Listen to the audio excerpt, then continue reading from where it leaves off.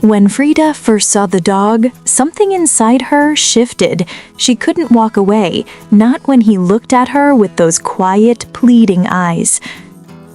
What she didn't know then was that this dog, a dog she never planned to adopt, would one day become her mother's favorite grandchild. It all began the day she stepped into the shelter. Frida was determined to bring home a dog, but she was certain about one thing: she would never choose a Staffy.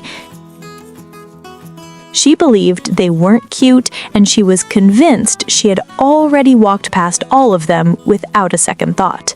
But fate has a sense of humor. Just as she turned a corner, a white Staffy lifted his gaze. Their eyes met, and in that instant, every rule she had made for herself dissolved. His calm, trusting expression felt like a hand reaching directly into her heart. It was as if he had been waiting for her, and she knew she couldn't leave without him.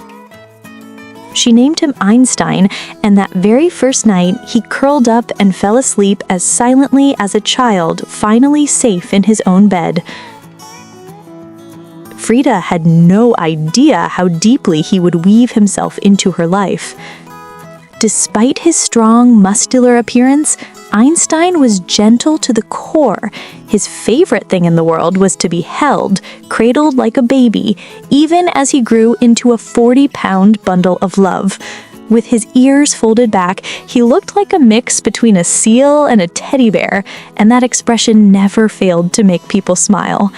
Slowly, he won over the entire household, but the bond he formed with Frida's mother, Celia, was nothing short of magical.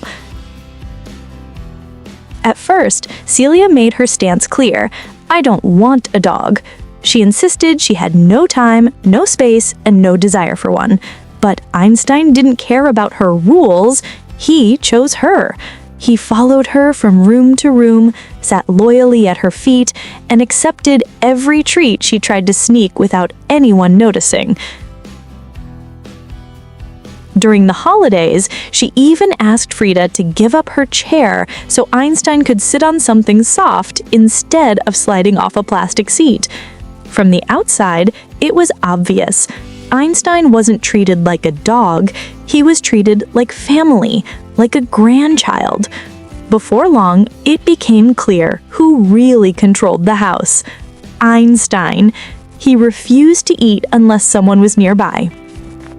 He demanded attention at the dinner table, climbing into laps as if he were the guest of honor. And whenever anyone came home, he greeted them with a tragic little howl, as though he had endured hours of heartbreak in their absence. One day, out of curiosity, Frida checked the camera she had set at the home.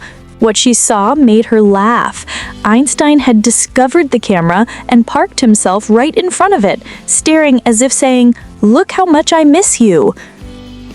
When she spoke through the microphone, he lifted his head, listening with the seriousness of someone receiving life-changing news. But most of the time, he simply slept, his snores filling the empty house like a soft lullaby. Even the quickest separation upset him.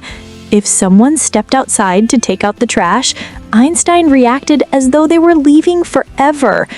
But when his best friend came to visit, a family friend who loved him dearly, Einstein transformed completely. He ran, rolled, barked, and cuddled with pure joy, as if every minute were the highlight of his life. And he gave back just as much love, showering them with kisses and begging them to stay just a little longer.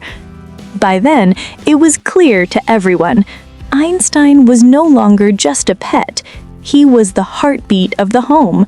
Maybe that was the way it was always meant to be. If you enjoyed Einstein and Frida's story, don't forget to like, comment, and subscribe for more heartwarming and inspiring stories.